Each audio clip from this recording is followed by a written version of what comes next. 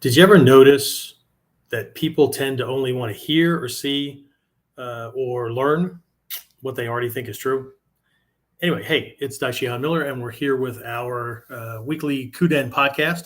And I know my background's different, right? My wife and I just got back from a cruise. It's pretty good. So I didn't want to skip anything. So here we are. Um, the acoustics are not going to be great. And I was testing out the internet in the hotel here, and it dropped me a couple of times. So hopefully we stay on and everything will be fine. If not, if things go a little wonky, just hang for a minute or two or a couple of seconds or whatever it's going to take, so I can get things back on. I've got a backup, right? I'll use a hotspot kind of here, but the signal on that's a little bit not as good as this one. But anyway, we'll just keep on going. So anyway, welcome again to this week's KUDEN podcast, episode 127. And so what I want to do is revisit something we talked about a while back, right? The three aspects of a ninja.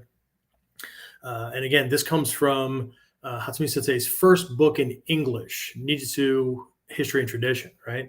A lot of folks, again, there's that cognitive bias thing, but they hear things that I or other students who have been around since the very, very early 80s, if not like I started in 1980. So, but because they didn't hear it, they didn't see it, it's not where they're looking, right? Then, we're full of it or whatever. But in this episode, I'm going to definitely point to this book, right? So History and Tradition, near the back, right? I think maybe, is it near the back? I don't know. Maybe it's near the front. Anyway, so there's this whole section on these three aspects, right, of a ninja.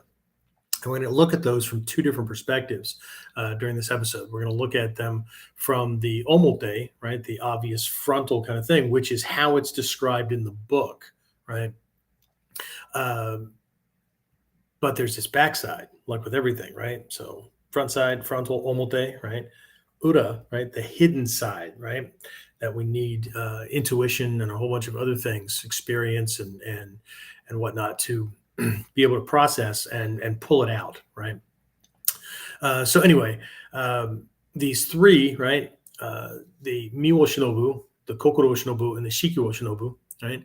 The Miwo Shinobu, the kanji for mi is the same as it is for the Tai in Taijutsu, right? So it's body, right? Whole body, right? Not just it's not like do, right? Do can be roughly translated as body, but it's your torso, right? So in this case, Tai or mi, right? Ukemi, right? Receiving body, that kind of thing, right? So miwo shinobu. Wo is just a connecting word kind of thing, right? Shinobu is that nin kind of thing. So it's the Japanese way of pronouncing. But we've got nin, the Japanese pronunciation of the Chinese, and then we have this shinobu, which is another thing it's applied to the thing. But I'm going by the obvious things that are in the book, right? So miwo shinobu, right? The body capable of enduring, right? The body capable of whatever challenge, whatever's going on, right? And then we have the kokoro shinobu, right? The mind or spirit. There's a little bit more behind that, but the mind capable of enduring, right? And then his Shiku Oshinobu, right, is kind of a perspective kind of thing, right? It can really relate to, and I'll talk about this in a minute, right? But it can really relate to your ability to reconcile the difference or the differences between things like the microcosm and the macrocosm, right? And things that can seem to be amiss. In the beginning, what we do is we take a look at this universal concept that we have of living naturally, right? Living in accordance with nature, universal justice, that kind of thing, right? But how in tune with that are we? Not just talking about it, not just thinking about it, that kind of thing, but are we walking the talk? Are we living it, right? So it's a way to kind of self-check back and forth, right? Later on, it can actually help you reconcile apparent contradictions, right? Because contradictions to us, right, are based on our experience and what we, how we think things operate and all that, right? So what can happen is we can look at one thing and look at another thing and think there's this huge contradiction, or that they're not anything alike. Like in our Mikyo, right? We have this idea of the soul theory and the no soul theory that you'll find in different religions or spiritual traditions or whatever, right? But with enough work and enough insight, right, you'll find that where they start what looks like completely opposite of each other, right? At the very top, right? From a much higher perspective, you can see that they're exactly the same thing. What caused the contradiction was misunderstanding or not having enough information, right? That kind of thing, right? Same thing with the style based mentality, right? When people are talking about different martial arts, right? This art over that art, or how that's art's nothing like what we're doing, or whatever, right? But from a very different, higher perspective, what we can see is that they're all doing the same thing. They're just coming at it from a different way, right? It's just different, right? Um, some are more or less inclusive than others, but it's right. It's all a way to handle conflict, right? That kind of thing. So anyway, so again, we've covered this in the past.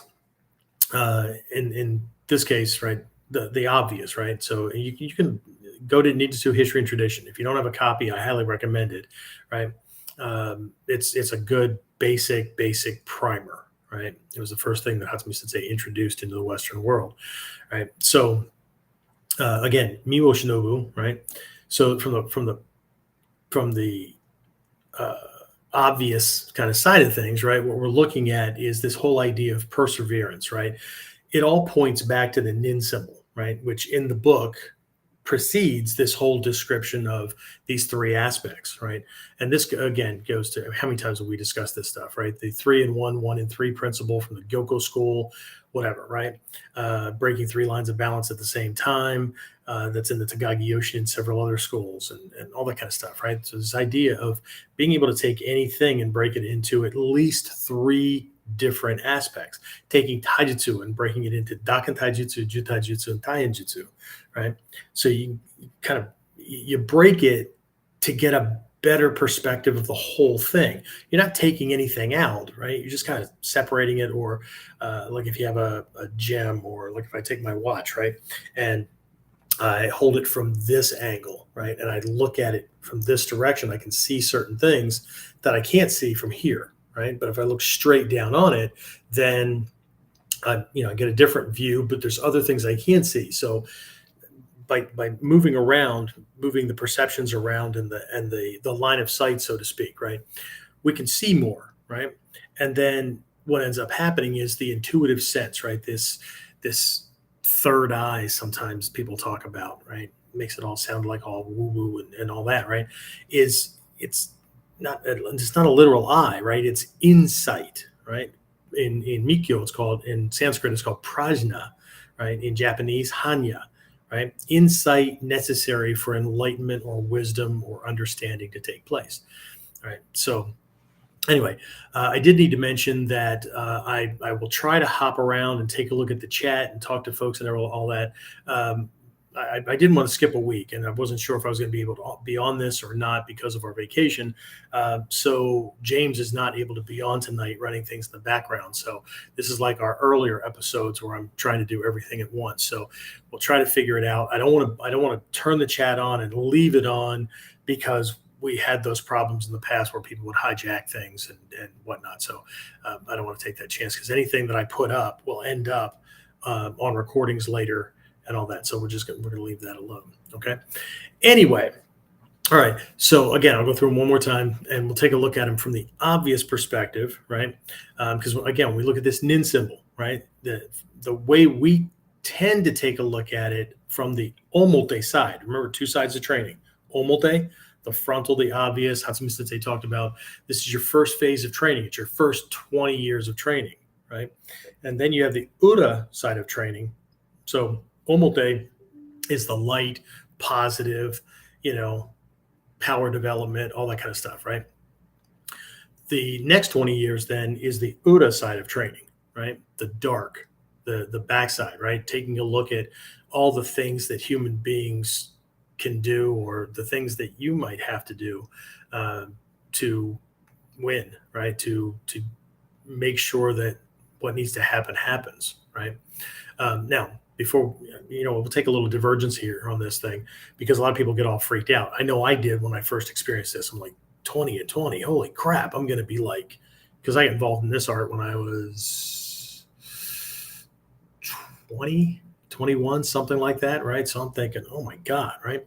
And ironically, I'm pushing 60. I'll be 60 in January. So anyway, but the longer I spent with him, and the more time I spent around him, and the more lessons I learned, and was able to kind of put these different jigsaw puzzle pieces together, he went into it much more deeply. He's like, no, you don't have to train in the art, because you're training. Once you start training, especially if you're doing more than just taijutsu, as long as if you're doing more than just the physical moves, right? If you're doing the art proper, right? Not properly, the art proper, the whole thing, right?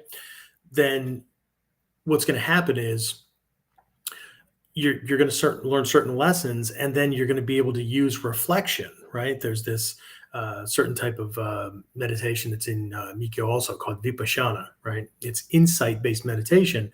And a lot of the things that help drive you forward are things that you go back and look at things in your past or from your past, right? And extrapolate the lessons that you learned, right? So you look at great experiences, and then, okay, great, right? Learned a lot from that. It was awesome, fantastic, right? And then you run it through a different filter, right? What negative did that produce? Right? And often people don't have that kind of attachment, right? They want to believe that was the best thing, but best things can often set us up for failure later, because we made certain assumptions or value judgments or whatever, and then we're in a different situation. And right, like being raised and nurtured in a very loving family, and coming to believe that there's always going to be somebody that's going to rush in and do all the hard work, and then you get to do adulting, right? And you realize that that's not always the case, right? And by running through that type of education, and coming to rely on somebody else whenever things get rocky, what ended up happening, the negative, right, that could have happened, this isn't for everybody, but the negative that could have happened was skill sets that were needed to navigate and be successful later on were never developed, right? Some people, the exact opposite, right? Type of upbringing or whatever. So they might not have learned basic etiquette, right? Basic manners, right? You know what? I'm not going to show anybody respect unless they show me respect. Well, that's interesting, right? So, but then when you look at those folks, they tend to not show respect whether they're getting it or not. Okay. Basic etiquette, please and thank you, and those kind of things, right? So now they're lacking the tools, by choice or not, right? That will open certain doors for them, that will move them in certain directions, because, right, they've got this certain thing going on. Same thing. I look back in my life and I look at things that up until this point, right, I might look at as absolutely negative crap kind of things, and look at the anchors it put on me, look at the chains, the shackles, and I'm now not prepared for these things, and whatever, right? Those people, those situations, whatever. Okay, right? It's not that they didn't do those things, right? But if I run it through a different filter, and I ask the question, what positive came out of those negative situations, right? So the same kind of thing starts to happen, right? Right. I learned to look at things from a distance before I move in. I learned cautionary observation. I learned whatever, right? And so once we know that we have things and we're more clear on them, then we can use them as the tools they are, right? So that's kind of a Shiki or Shinobu kind of thing, right? It's the insight and the perspective and all that allows us to persevere when things are not ideal, right? So that's later on down the road. Again, the first part is we learn these lessons, we learn these ideals, we learn these philosophies, and then we're always double checking, right? So here's the ideal, right? It's way up here, right? Again, I apologize for those of you who are listening audio only, like on the podcast, because this stuff goes out after we do it live on video. But Anyway, right? So we have this big universal ideology, right? Call it ninpo, call it whatever you want, right? We've got this thing, but without double checking to make sure that we're actually living to the ideal, right? Or to the standards without, justifying whenever, right? Which is a typical human thing, right? We've got the ideology or we follow the rules or whatever it is, right? As long as it serves us, right? When it doesn't, and we do the opposite, then we always have a we always have a reason, right? But anyway, so uh, this is where we start. We start by reconciling, right? Are we practicing the practice? Are we practicing to live to the ideology, right? Or is that just something that gets lip service, right? Because all we're doing is kamae punching, kicking, and throwing, and all that kind of stuff, right? The other stuff is just stuff, right? It makes it sound good, right? Anyway, so I didn't mean to start with the last part, but that's just how it kind of happened, right? So, but the whole idea here is that the shinobu, right? It's pointing to the nin character, right? And the way we tend to lead with this nin idea, right? Or in Chinese, ning, right? This idea is perseverance, endurance, the ability to overcome challenges, to win, to that kind of thing, right? To win against odds. So um, that's how Hatsumi Sensei has it written in this book. Right? It's from this perspective. So the kokoro shinobu, right? It's the mind capable of enduring, right?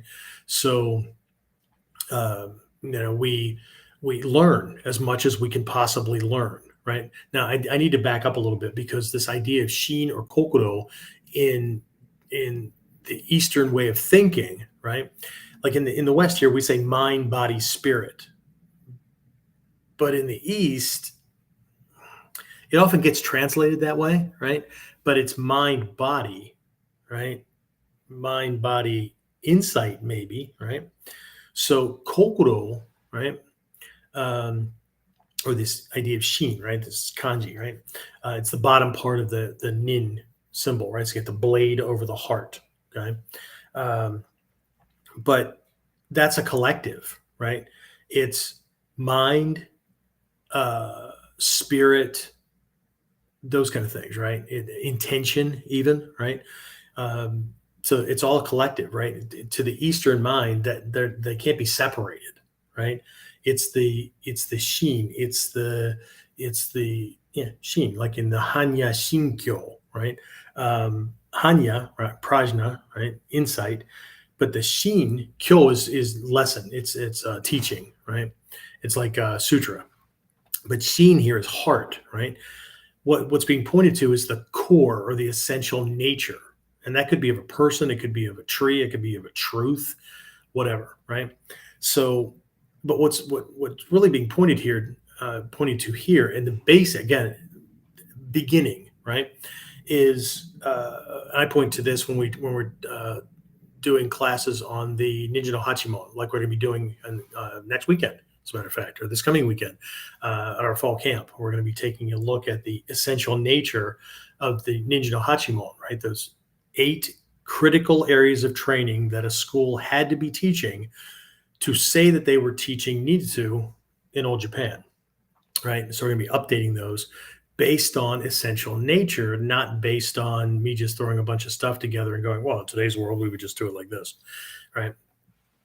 Excuse me. So I'm going to keep an eye on my internet here to make sure I don't get dropped and I'm just talking to myself. Anyway, so uh, in the beginning, right, this is all points to, it can point to the whole Ninja Hachimon, but gate 8, the eighth gate, right? Hachimon means 8 gates, right? So the eighth gate is the Ninja no Kyomon, right? Ninja no Kyomon, so ninja knowledge, right? But it's not really, remember, ninja is again, we're back to that kanji, right? Ja is person, right? So nin, persevering, right? Or perseverance, right? Endurance, right? A ninja is a person who can endure, a person who can persevere regardless of the hardships, right? So, uh, what we're looking at here is all kinds of knowledge, right? Science and math and politics and name it, right? Anything that can help me succeed and anything that can actually counter one of the other gates in the Ninja no Hatsumon, which is the Ninja no Uge, right? Which is deception and manipulation. Yes, that's part of our training. You can't get around it, right? Um, the question is, what's your intention when you use it, right? Call it influence, call it whatever you want, right? But to keep from having other people use that against you, you have to know a lot, right? You have to know about everything from body language and facial micro expressions and tonality and what's really going on in the world and be able to see those things. So when somebody comes at you with an, let's call it an alternate definition for things, right? You can see beyond that, right? You're not easily swayed, right? Those kind of things. So anyway, so uh, let's just get back to this thing, right? So Ninja no Kokoro, it begins with knowledge, right? The mind that can endure, right, is both knowledgeable, right? Has a lot of uh, academic and worldly knowledge and all that. On the Taizokai mandala, right? Both sides, book knowledge, right? Academic knowledge and street knowledge, right? Experience. I don't mean like hanging out in the hood kind of street knowledge, although that was a big part of my very, very early life because the place where my parents had me living turned into that really, really quickly. So, but anyway, um, both sides, right? You need that to produce enlightenment. But we're also looking at developing the mind so that it's flexible, it's adaptive, right? It's not stuck on a given thing, whether that's who I am as an individual, how the world works, how other people work, the relationship or connection between the two, right ways, wrong ways, or whatever, right? You need that so that you can determine what your way will be, but at the same time recognizing that if somebody else is doing something a completely different way but producing the same results and they're not damaging other people in the process, right? They're maintaining compassion and a moral and ethical code, then what's the problem, right? But either way, right? So we need knowledge for guidance and to be able to handle things, but we also need flexibility, right? So what and again in the beginning, we don't want to um, we don't want to just be where do I want to go with this? We don't want to have like our plan, right? That Mike Tyson comment, right? Everybody has a plan until they get punched in the mouth, right? Um, you have your plan, right? But you also have, plan A, right? But you also have plan B through Z, but they don't have to be written down, right? Plan B through Z is the ability to navigate things when plan A's not working so well, right? Even if it's just, plan B is to take a step back and watch what's actually happening and figure out how it's happening. So what do I do next so I can get back on track with plan A or whatever, right? And our kata teaches this, right? A kata teaches this all the time, right? So while a kata looks like it's a very rigid thing, it is, but after you learn it, there's a lot more to do with it, right? As Hatsumi Sensei's always said, right? The kata is not the point of the training. The kata is not the thing in and of itself, right? It's just an indicator about where you need to start, right? So that you can move on. It's the same thing with all the stuff that our parents taught us, right? The first 20 years of training, the omote, right? So first 20 years, right? You learned about, hopefully, right? My first 20 wasn't the way he was describing it, right? But you learn about etiquette, and you learn about all these niceties, and you learn about, the ideal that life should be like, right? But then you move out into the world, right? And your next 20 years, you really start to learn about how human beings can be, right? And you learn about things like deception and manipulation and things, right? So, but anyway, right? So we have this mind that's able to. The reason that the kyo, right, the Nijno Kyomon exists is because the more you know, the harder it is to pull the wool over your eyes or blow smoke up your butt or whatever euphemism you want to use, right? So it's just easier to get things done, right? So and then the miwo shinobu, right? There's also that recognition as you're aging or things are happening, physically to your body, illness, things break, and all those kind of things, right? So, but you're trying to develop a body that can do what needs to be done, right? Um, and you do the best you can based on how things work, right? So anyway, so that's the front. That's the obvious part of things, right? The omote of things. Let me just see if anything popped up here before I switch over to the ura side of things. So let's see. Chats will display here. Bum, bum, bum, bum, bum. I don't see any comments. So I'm just going to keep on going. And again, I apologize for the little things that we got going on here. But I don't, again, James, I didn't want to skip a week. I know how quickly we can get kind of sidetracked on things. But anyway, all right. So let's look at the ura side, right? So again, we have the omote, right? Omote means frontal. It means obvious. It means it's pointing to like the palm of your hand kind of thing, just like the yin yang, right? Yin yang, the words yin yang, or in Japanese yin and yo, right? They actually point. They're pointing to two sides of the same mountain, right? So one side points to the side of the mountain that gets most of the sunlight, right? So that's more clear and right, you can see things and all that kind of stuff, right? And the other one points to the dark side, right? Or the light side of the moon, dark side of the moon, whatever, right? Things are not so clear, right? You're going to have to do more. You have to rely on more than just what you see, right? Without guessing.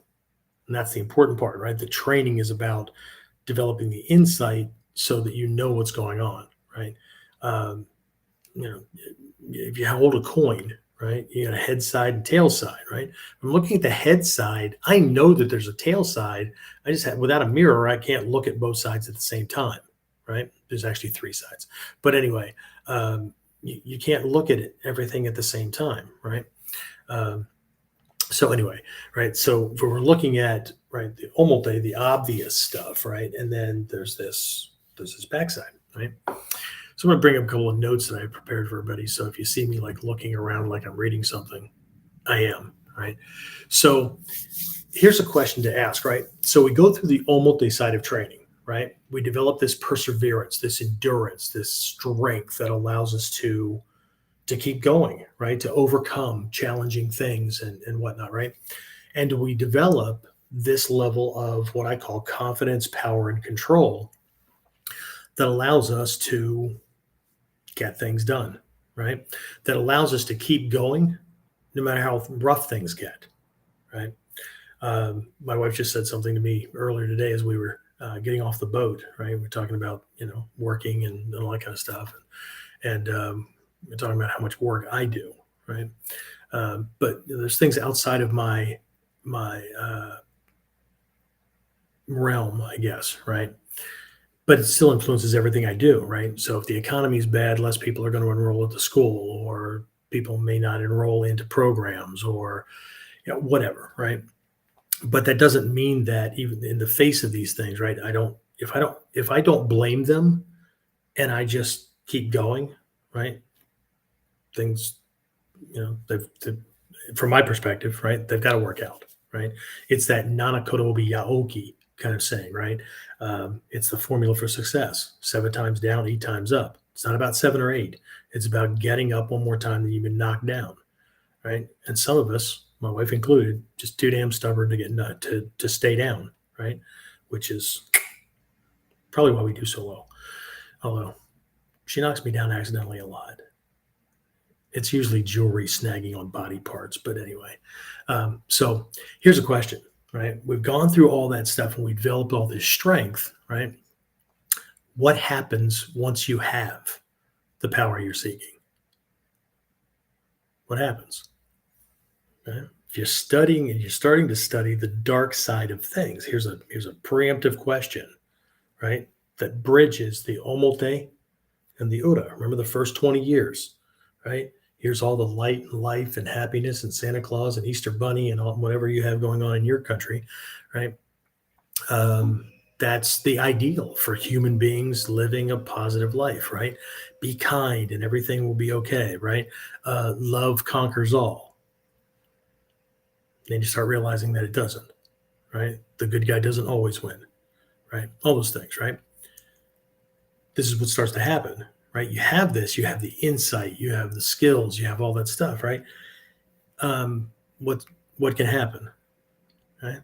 Resentment from other people who want it or resent the fact that you have attained to a level or you got things or whatever. They don't see all the hard work and they don't even want to know about the hard work and the perseverance and all that kind of stuff to get there. All they see is that you're there and you have, and so now you're one of the haves and they're one of the have nots, not just in money and property and all that, right? In knowledge, ability, whatever, right? Resentment, hatred, fear, all those kind of things, right? Um, and that goes for family as well. This is not just from strangers out in the world that want to have what you have, right? It could also be from family members who taught you the lessons that you had to overcome, right? Not that they don't serve you sometimes, right? But you had to overcome them, right? So while the omote side of training is about perseverance, see, here's that yin yang thing that people get wrong as well, because in what preschool, kindergarten, whatever, right? We start to learn about opposites, right? Light, dark, cold, hot, right? Win, lose, really? Okay. Pass, fail, those kind of things, right? So omote is perseverance. So what's the opposite of perseverance? Okay. To most people, right, from an omote perspective, they would say quitting. Okay. But in this case, because we're looking at the backside of perseverance, right? Perseverance can be very, very obvious where everybody sees you working hard, you studying, whatever you're doing, right? They can see the endurance. They can see the putting up with. They can see it, right? Okay. But the opposite can't be it can't be failure or quitting because you can't persevere and quit at the same time, right? Remember, these are opposites of the same thing, right? They're opposite aspects, but they're in conjunction, right? So, one opposite of perseverance is patience and waiting, right? Because sometimes you can't act, right? Either you don't know what to do or there's too much, right? Opposing pressure or whatever, right? So sometimes you just need to take a minute, let that obstacle or whatever pass by, let that wave of emotion pass, let that whatever, right? You just give it some time and then go at it again, right? So that's one aspect, right? But the ura for this one, because we're talking about this same kanji, right? The Ninkanji, right? I'm using my hand a lot. It's going to be backwards for you guys, but you know this thing, right? It's the Ninkanji, right? So you got the edge of the blade, right? To, that's blade, but the kanji is actually kisaki, right? To is missing a stroke, right? That's in this symbol, right? Um, so to or kisaki, right, is the edge of a blade, and kokoro, shin, kokoro, the heart, right? Together, even though the enemy holds his blade at my heart, in my heart, over my heart, even though there's all this stuff going on, right? I will persevere. I will keep going. It's the obvious part, right? But the Japanese word used for this symbol is shinobu. Okay? It's there all the time. Hatsumi Sensei described it in the omote, light in life, yay, right? Is the positive life mastery kind of stuff, right? That is part and parcel of the training. If we can just get our heads out of our martial asses, not just focus on fight skills, right? Because I'm sure most of you have realized already in your life that conflict and fighting and struggle and all those kind of things rarely, right? Unless you live someplace where maybe you shouldn't, right? It's not knives and guns and fists, right? It's words and political manipulation at work and all kinds of crap going on, right? So, but here, let's get back to this question, right? What happens when you have the power that you're seeking, right? So the Ura answer, right? Shinobu, right? Shinobu points to stealth, to steal in, right? To enter unseen, right? To act in a way that nobody can see what you're doing, right?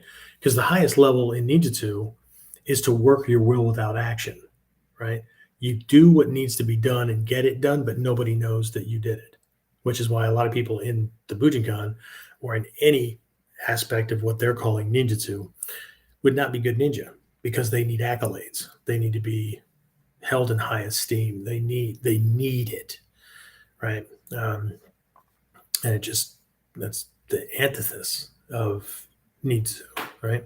But anyway, the Ura side of this is concealment, right?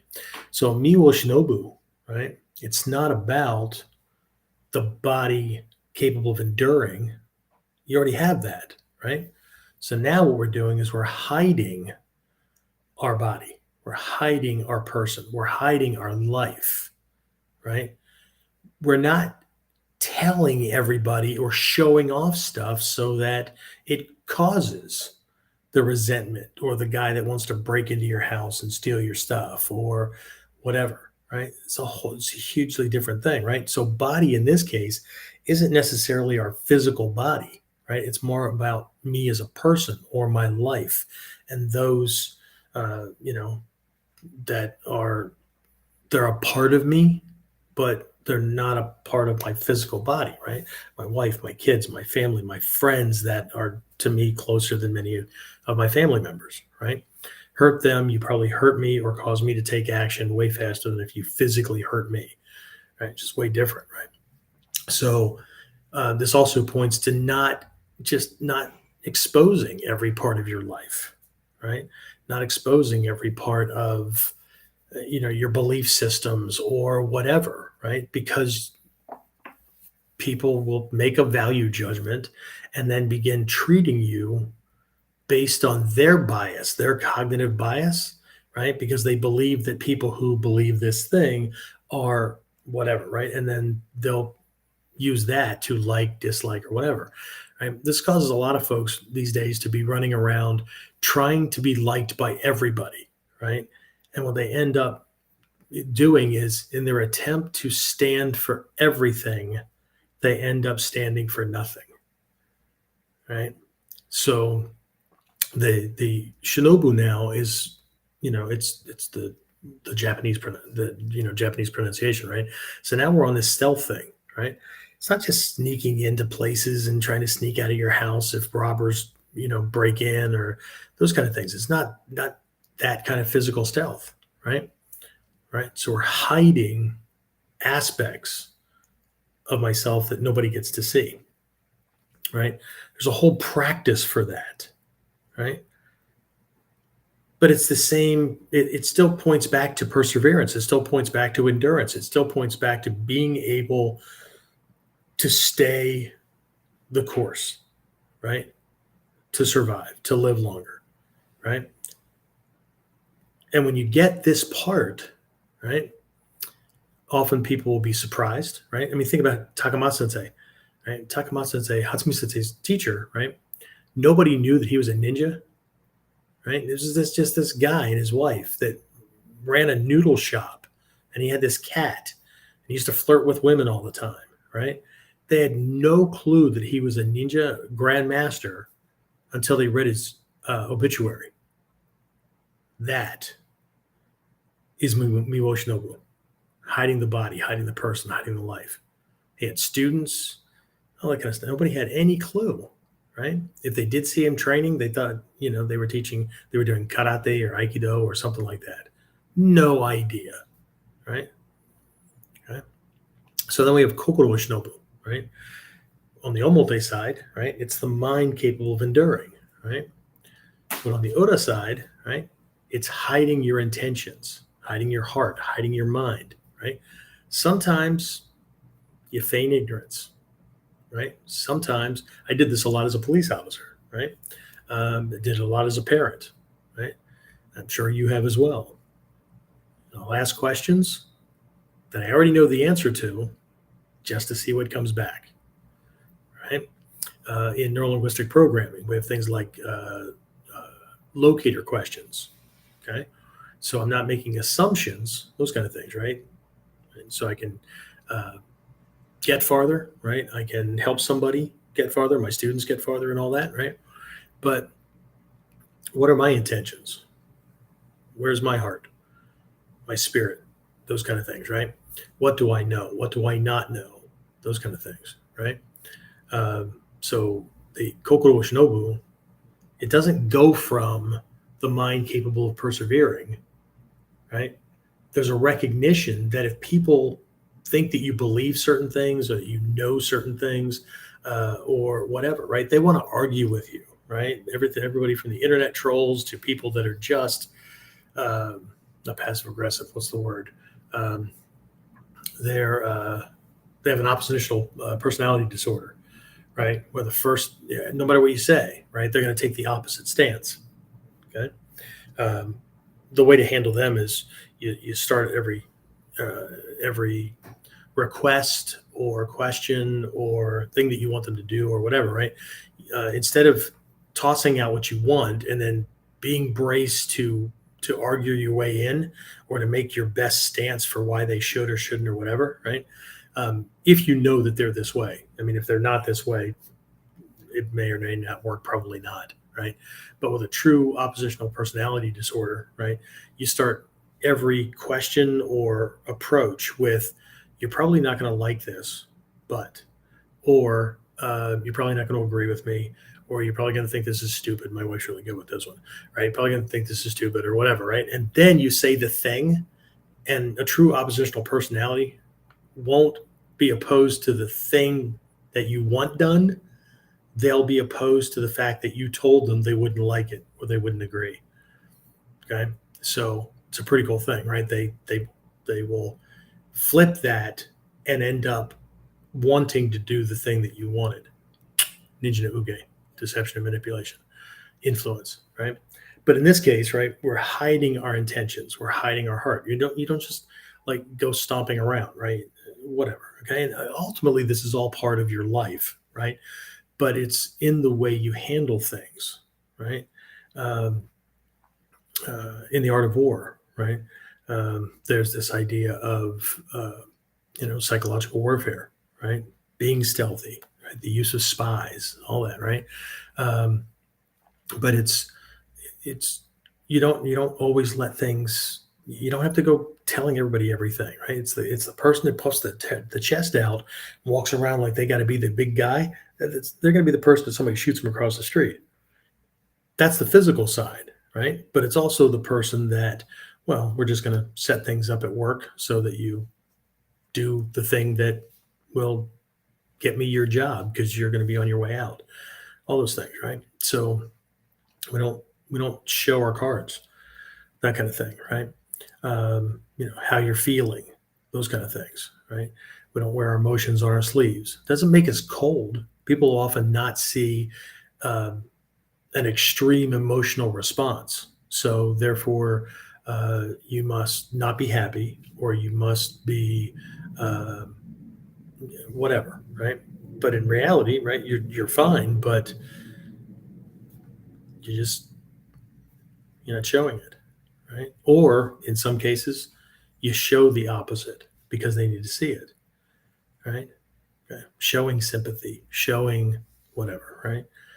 Because sometimes you do things because the other person needs it, not because, see, that was basic etiquette stuff, right? But you do it because the other person needs it, right? Not necessarily because you think it's necessary. Lots of things that I don't think are necessary because I can take on heavy burdens, but some of the people in my life need somebody there for comfort. They need, reassuring words, whatever. Okay. And I don't disbelieve those words. They're true, right? But, how many different personality types are there? Okay. So in this case, right, hiding, right? Hiding your intentions, hiding your heart, hiding your mind, right? I tend to not use a lot of this negative stuff, the ODA stuff, the concealment stuff, with people that I really, really love, right? If I'm using this stuff with them, um, mm, well, I'm not, because love is in there, right? I don't use this stuff unless I'm really undermining somebody. So anyway, and then this is going to seem like it's out of place, right? But the Shikibo Shinobu, right? Remember that perspective and all that kind of stuff, right? Um, in this case, you are concealing not just your knowledge, right? But you're concealing your perceptions and your perspective. Okay. So I know mind goes with knowledge and all that kind of stuff, right? But we're talking about hiding the fact that you can see certain things, right? So in this case, I'm not necessarily playing dumb or playing ignorant, right? Um, I'm Here's an example. When a student comes to me who, has a bad habit they're trying to break, or they haven't come to class for a while and they have reasons. For those of you on the podcast, I'm making air quotes, right? They have reasons. Okay. I know they believe that those are valid reasons, right? But I see something completely different going on. Okay. But I can't fix it for them. Okay. But at the same time, I don't want to drive them away by being very clear about what the answer is. Because some people are not ready for an answer, no matter how true it is. So what I do is I smile and I nod and I say, I understand. Okay. I do understand. Okay. I understand what's going on, right? But I don't necessarily have to agree with their quote unquote reason, right? So get back over here to another screen. Anyway, so again, in the beginning, everything is light and bright, and it's all about confidence building, power building, control, all that kind of stuff, right? Because we need certain tools to be able to persevere in a very overt way, right? We have to be able to do those things, right?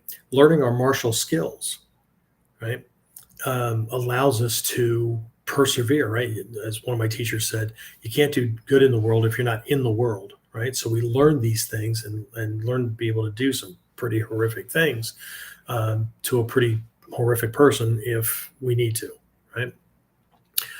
But if we stay there, right, that can start to eat us up. It can warp perceptions and things like that, right? Because then we're looking for crap all the time, right? People that are in competitive atmospheres, certain types, not all, right? But certain types can end up like the competition, the bettering everybody else, to being the best, to whatever, right? Can take over, right? Or the fear of the world seeing, what they might believe to be true about themselves, right? The imposter syndrome or whatever, right? What can happen is that starts to warp and take over, right? So everything becomes a contest, everything becomes a challenge, right? So I have to be careful with this, right? But in the later parts of our training, Hatsumi Sensei's talked about this, right? Where you go from overt stuff, right? You're doing very overt kamae. For those of you on audio, I just put my arms in one of these kamae posture, stance kind of things, right? So you're doing very overt things, right? The stuff that looks stylized, right? Where people are going to go, well, that's ninjutsu as opposed to my kung fu training, as opposed to my taekwondo training, as a whatever, right? But we learn when we go through those things, right? So we can learn the principles and concepts that are working, so that we can transcend the models and the forms and all that kind of stuff, right? I don't mean just break them up, right? But to get past it. So um, what we end up doing is getting to a point where we recognize that, right? There's only so many things you can do with a human body and so many things you can do to a human body, right? There's reasons why you would do certain things at certain times because of safety and because of, whatever, right? Um, but the thing itself is just a thing, right? Onikudaki, omote gyaku, right? Shikanken, all those guys, they're just a thing, right? When do you use them? Why do you use them, right? Why do you take up a particular angle when you're applying one? Um, you know, is it because of the angle of the punch? Is it because of the size of his body, height, width, whatever, right? The ground you're on, the clothing they're wearing, all that kind of stuff, right? You just get past that. But the part that Hatsumi Sensei talks to the advanced students about is concealing your techniques. Okay? At a certain point, you have to go to the concealment of, right? So for my people going for fourth degree black belt, they have to be able to do all of their basic techniques, right? Elbow strikes, whatever, right? Where it looks like an accident, right? Where they can actually bring in the Henso Jutsu, disguise and impersonation, and look like a bumbling, stumbling, you know, victim who is just shy of peeing themselves, but they're stumbling around and things like that are happening because um, if they're overt about it and they look like they're winning, oh, this guy's allies, good Samaritans, whatever comes out of the dark corners and will dogpile on the good guy, right? So you start to recognize that being the overt hero with the superhero costume and all that kind of stuff, right? While there may be a red S on your chest, there's also a bullseye on your back, right? So by hiding it, right? You'll often hear me say, don't listen to me. I'm just the old fat bald guy, right? And while overtly, it is true, right? On the other side, at least people wondering what's going on the inside, or most people just laugh it off anyway, right? But it takes the attention away and leaves people guessing what I know, right? If I walk around flaunting what I know, again, you got people in the front admiring your skills and wanting to do that. Meanwhile, you got other people, other martial artists, people with chip on their shoulder, thugs, whatever. As soon as they find out, again, red S on your chest, bullseye on your back. Okay. So there's a reason that at a certain point you conceal them. From a legal perspective, we want to be able to conceal what we're doing so that you don't go to jail for defending yourself against some thug, but what the video cameras recorded and what everybody heard, all the smack you were talking and all that kind of stuff, right? It may have been justified, but you end up digging a hole for yourself, right? Because all that stuff can be used against you. Never forget that, right? Anything you say can be used against you starts long before the cop reads it off the card. Okay. So people like to clam up as soon as they sit down with a cop, except it's too late. They already said everything that they were going to say with their body, their mouth, their body language, their facial expressions, and all that, right? Um,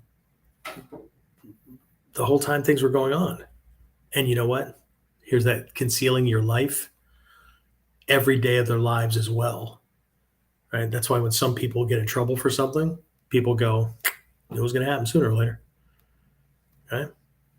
So we're painting a picture for everybody, right?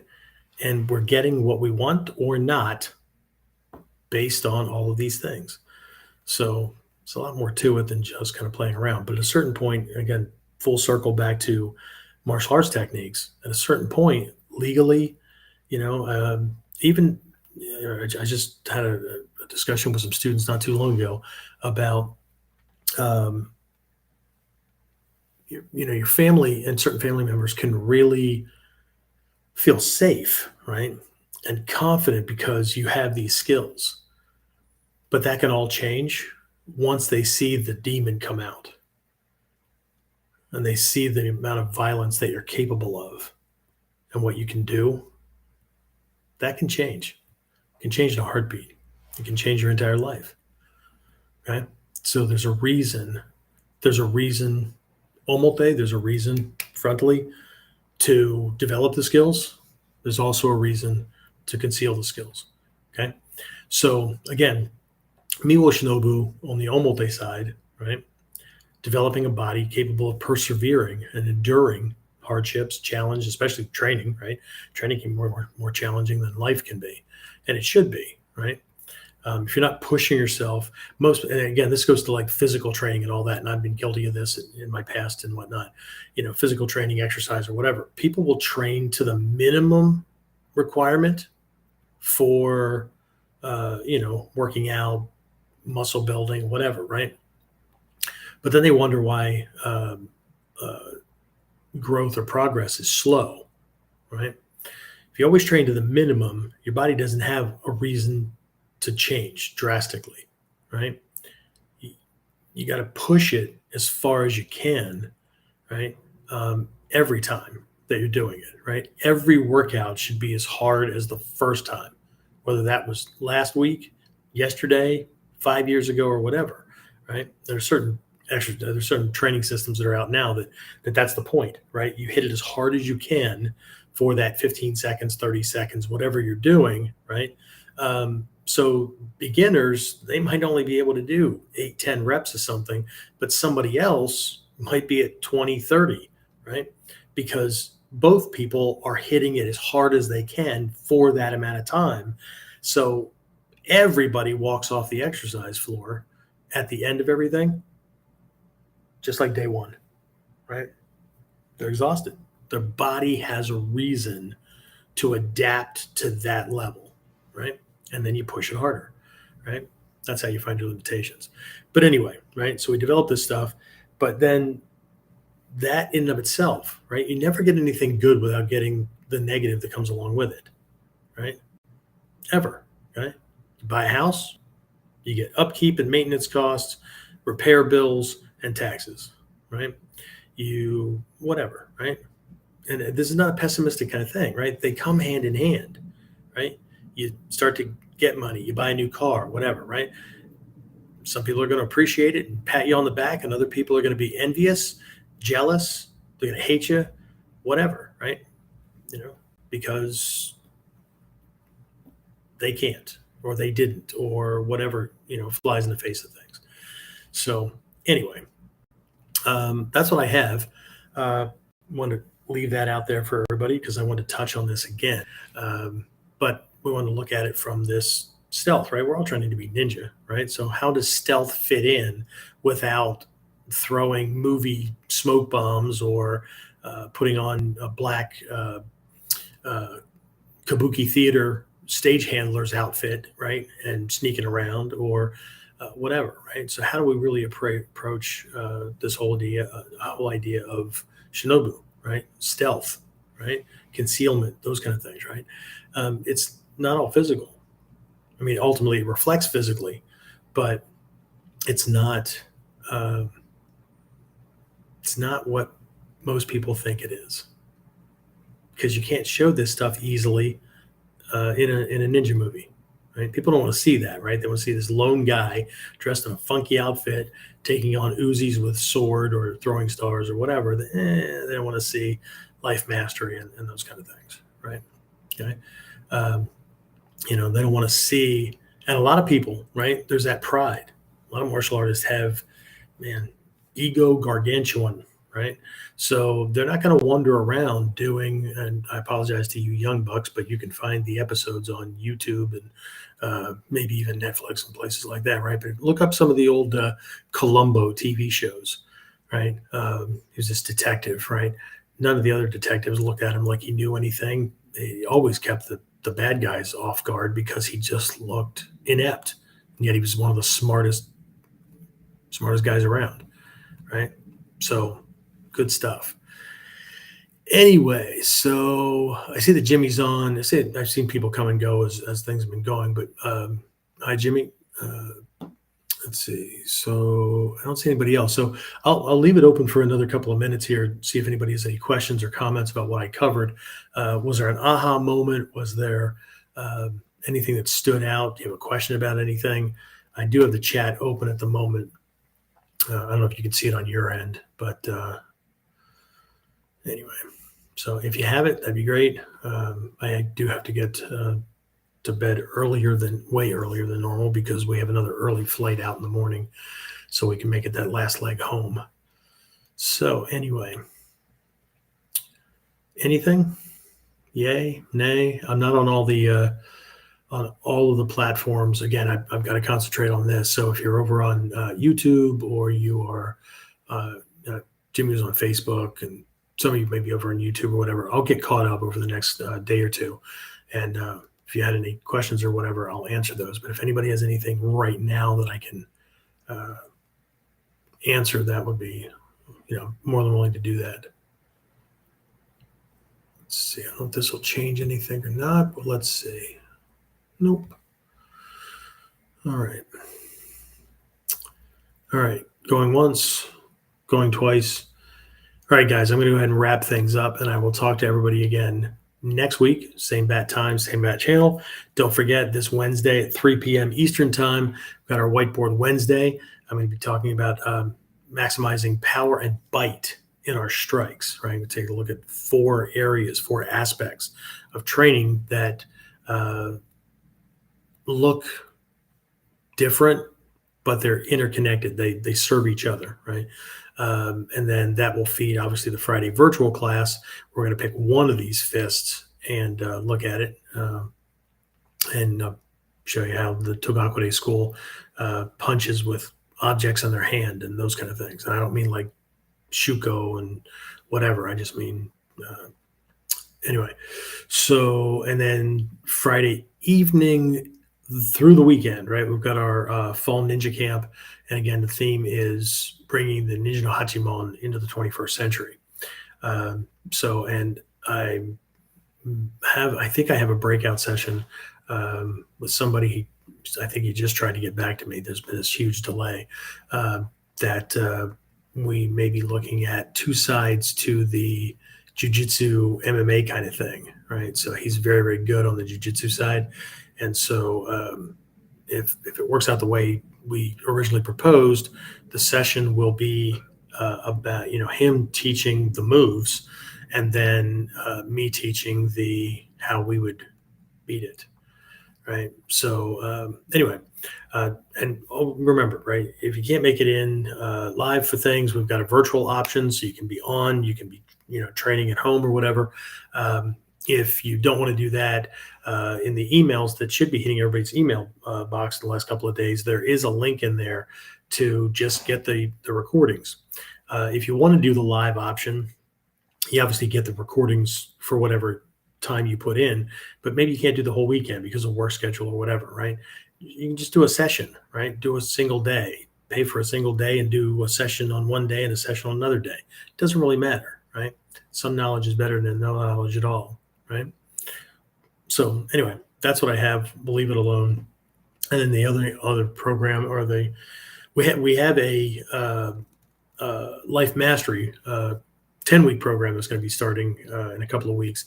So information will start to be coming out here later this week and next week, that people can get signed into it, right, and start to get some pre-course start lessons, I guess we call them, right, to wind up. It's a 10-week course leading up to it's covering a lot of the things you need to be able to do to be able to approach Mikyo training, right, and that kind of life mastery stuff. And then we've got the holidays and stuff, and I don't want to jump all over those things. Everybody and their brother's been trying to do Daikomiosai seminars at the beginning of December, and they're all fighting for the same students. So we do our Daikomiosai in January and celebrate Hatsumi Sensei's birthday a little bit late. My birthday is same weekend. So January 6th, 7th, and 8th, January, we're doing our Daikomiosai, kind of the kickoff, yes, pun intended, seminar to kind of kick off 2023. And since Japan is opening, we're going to be working on a Japan trip. So if you want to jump on that, that'd be awesome, because it's not just training, Budo training, right? We go to some historically relevant sites. We do all kinds of things to make it a full experience and full learning to cover all three aspects: Mio Shinobu, Kokoro Shinobu, Shikiwo Shinobu, right? Nobody else is doing anything like it, right? So if you can hop on one of those, that'd be awesome. Okay, that's it. I don't see anything else that came in, so I will talk to everybody again next week. Be safe, train hard. Talk to you soon.